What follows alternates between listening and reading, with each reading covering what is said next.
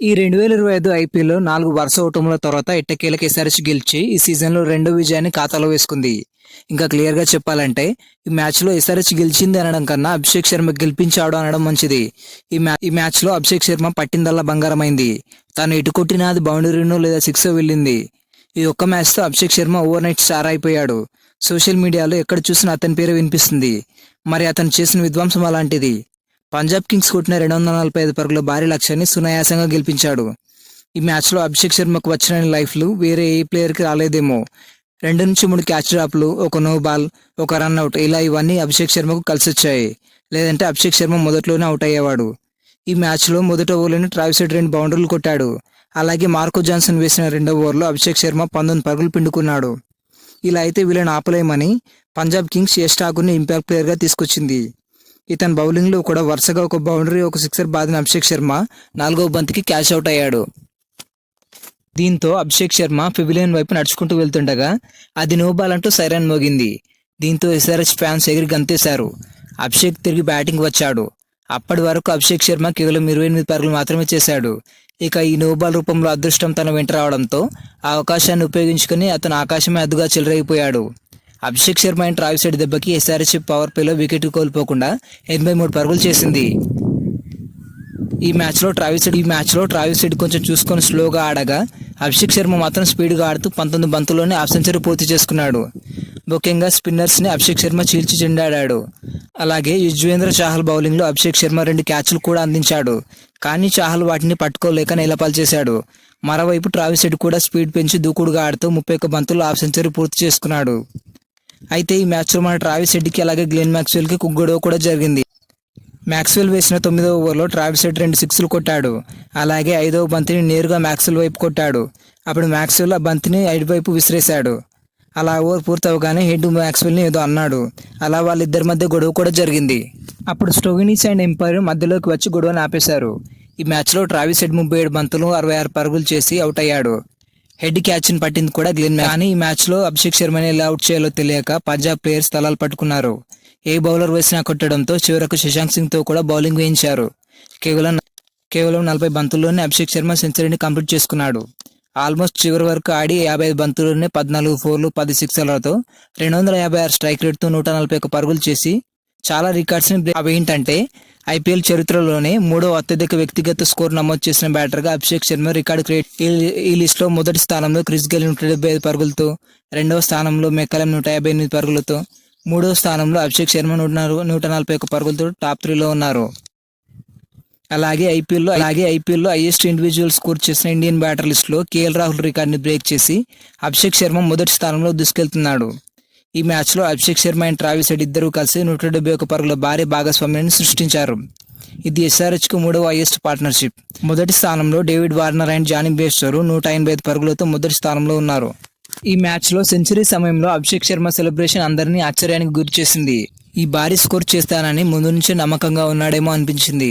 జేబులోంచి ఒక పేపర్ని తీసి అందరికీ చూపిస్తూ తన సంతోషాన్ని పంచుకున్నాడు.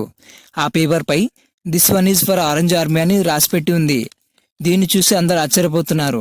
ఎంత నమ్మకంగా ఉంటే ఇలా పేపర్పై రాసి తెచ్చుకుంటాడు, సెంచరీ అవుతుందా లేదా అభిషేక్ శర్మకి ఎలా తెలుసని ఈ మ్యాచ్ని చూడడానికి అభిషేక్ శర్మ తల్లిదండ్రులు కూడా వచ్చారు. ఇలా తల్లిదండ్రుల ముందు రికార్డు బ్రేక్ చేయడం నాకు చాలా సంతోషంగా ఉందని అభిషేక్ చెప్పుకొచ్చాడు. గత 5 మ్యాచ్లుగా అభిషేక్ శర్మ ఈ సీజన్లో ఒక సిక్సర్ కూడా కొట్టలేదు. అలాంటిది తన మొదటి సిక్సర్ని ఈ మ్యాచ్తోనే ప్రారంభించాడు. అలా ఏకంగా ఈ మ్యాచ్లో 10 సిక్సర్లు బాధేశాడు. ఇందులో అభిషేక్ శర్మ కొట్టిన ఒక 6 ఏకంగా 106 మీటర్ల దూరంలో వెళ్ళిపడింది. ఇది ఈ సీజన్లో ఇప్పటివరకు నమోదన్న లాంగెస్ట్ సిక్సర్గా రికార్డు సృష్టించింది. సెకండ్ ప్లేస్లో కూడా 105 మీటర్ల 6తో మన ట్రావిస్ హెడ్ ఉన్నాడు. ఈ మ్యాచ్లో ఎస్ఆర్హెచ్ మళ్ళీ అందరికీ భయం పుట్టించేలా సాలిడ్ కంబ్యాక్ చేసింది. ఈ గెలుపుతో ఎస్ఆర్హెచ్ 4 పాయింట్స్తో 8వ స్థానంలో నిలిచింది. ఇలా ఎస్ఆర్హెచ్ ఇంకా బ్యాక్ టు బ్యాక్ మ్యాచ్లు గెలవాల్సి ఉంది. ఈ మ్యాచ్లో కూడా మన బౌలర్లు తేలిపోయారు. అందరూ ఎక్స్పెన్సివ్గా మారిపోయారు. ముఖ్యంగా షమి ఘోరంగా వేశాడు. కానీ ఇందులో బౌలింగ్తో ఇంప్రెస్ చేసింది మాత్రం హర్షల్ పటేల్ అండ్ ఇషాన్ మలింగ. ఇందులో హర్షల్ పటేల్ రన్స్ని ఆపడమే కాకుండా ఏకంగా 4 కీలకమైన వికెట్లు తీశాడు. ప్రియాన్ చార్య, శ్రేయస్ అయ్యర్, శశాంక్ సింగ్ అలాగే గ్లెన్ మ్యాక్స్వెల్ వంటి డేంజరస్ బ్యాటర్ని అవుట్ చేశాడు. లేదంటే పంజాబ్ మరింత భయంకరంగా ఆడేది. ఇందులో ఇషాన్ మలింగ మొదటి వికెట్ని అందించి ఎస్ఆర్హెచ్ని గేమ్లో ఉండేలా చేశాడు. ఆ తర్వాత మరో వికెట్ తీసి తన బౌలింగ్తో అందరిని ఇంప్రెస్ చేశాడు. ఈ మ్యాచ్లో అభిషేక్ శర్మ బ్యాటింగ్తో విధ్వంసం చేస్తుంటే కావ్య పాప ఎగురుతూ గంతులు వేసింది. ఆమె ప్రతి ఎక్స్ప్రెషన్ని కెమెరాలో చూపిస్తూనే ఉన్నాడు. అభిషేక్ శర్మ ఆడినంతసేపు అతని కన్నా కావ్య పాప ఎక్కువ సంతోషంగా ఉంది. అలాగే అభిషేక్ శర్మ సెంచరీ టైంలో కూడా అభిషేక్ శర్మ పేరెంట్స్ని కావ్య పాప గట్టిగా అతుక్కొని మరీ సెలబ్రేట్ చేసుకుంది. దీంతో అందరూ కావ్య మారన్ హగ్గింగ్ ఫోటోను సోషల్ మీడియాలో తెగ వైరల్ చేస్తూ కామెంట్స్ చేస్తున్నారు. పెళ్లి పక్క, అసలైన మజా ఇదే, ప్రైడ్ ఆఫ్ ద మూమెంట్ అంటూ లవ్ హ్యాండ్ ఆర్ట్ ఎమోజీలతో కామెంట్స్ చేస్తున్నారు. మరోసారి కావ్య మారన్ అభిషేక్ శర్మ డేటింగ్ రూమర్స్ను తెరపైకి తీసుకొస్తున్నారు.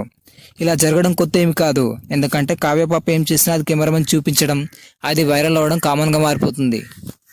పైగా ఎస్ఆర్హెచ్కి కావ్య మారన్, పంజాబ్ కింగ్స్కి ప్రీతి జింతా ఇద్దరు ముద్దు గుమ్మలను పదే కెమెరామెన్ స్క్రీన్పై చూపిస్తూనే ఉన్నాడు. ఈ మ్యాచ్లో అభిషేక్ శర్మ బ్యాటింగ్కి ఫిదా అయిపోయిన అపోజిషన్ టీం అయిన పంజాబ్ కింగ్స్ టీం కూడా ఇతను మెచ్చుకోకుండా ఉండలేకపోయింది. అతని ఫోటోను కూడా వాళ్ళ ఫేస్బుక్ పేజ్లో అప్లోడ్ చేసుకున్నారు. పైగా అభిషేక్ శర్మ కూడా పంజాబ్కి చెందిన ప్లేయర్ కావడం విశేషం. ఈ మ్యాచ్లో పంజాబ్ టీం కూడా ఎస్ఆర్హెచ్కి సాలిడ్ రిప్లై ఇచ్చింది. బ్యాటింగ్తో దంచి కొట్టి ఎస్ఆర్హెచ్ బౌలర్స్కి చుక్కలు చూపించింది. అందులో ప్రియాంష్ ఆర్య 13 బంతులు 36 పరుగులు, ప్రభు సిమ్రాన్ సింగ్ 23 బంతులు 42 పరుగులు, ముఖ్యంగా కెప్టెన్ శ్రేయస్ అయ్యర్ 36 బంతుల్లో 82 పరుగులుగా చివరి ఓవర్లో షమి బౌలింగ్లో స్టోయినిస్ 4 సిక్స్లు వరుసగా కొట్టడంతో పంజాబ్ స్కోర్ ఏకంగా 245కి చేరింది. పైగా వాళ్ళ మెయిన్ ప్లేయర్స్ త్వరగా అవుట్ కావడం, వాళ్ళ ఫాస్ట్ బౌలర్ ఫర్గూసన్ ఇంజురీతో బయటకు వెళ్ళడం ఎస్ఆర్హెచ్కి కలిసి వచ్చాయి. ఎస్ఆర్హెచ్ బ్యాటింగ్లో క్లిక్ అయింది కాబట్టి ఓకే, లేదంటే మరో దారుణాన్ని చూడాల్సి వచ్చేది. ఎస్ఆర్హెచ్ తర్వాత 2 మ్యాచ్లు ముంబైతో ఉన్నాయి.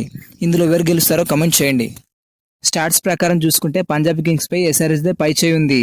గతంలో కూడా ఈ రెండు జట్ల మధ్య మ్యాచ్లు జరిగినప్పుడు 82% ఎస్ఆర్హెచ్దే గెలుపు సొంతంగా ఉంది. అలాగే 11 సంవత్సరాలుగా పంజాబ్ కింగ్స్ ఎస్ఆర్హెచ్ను ఉప్పల్లో ఎప్పుడూ ఓడించలేదు. చివరిసారిగా 2014 పంజాబ్ కింగ్స్ ఎస్ఆర్హెచ్ను హోమ్ గ్రౌండ్లో ఓడించి ఆ సంవత్సరం పంజాబ్ ఫైనల్కి కూడా వెళ్ళింది. ఇదే సెంటిమెంట్తో అప్పటి నుంచి ఎస్ఆర్హెచ్ని ఎలాగైనా హైదరాబాద్లో ఓడించాలని పంజాబ్ ఒక డ్రీమ్ని సెట్ చేసి పెట్టుకుంది. కానీ మన వాళ్ళ రికార్డ్ని చెక్కు చెదరకుండా కాపాడుకున్నారు.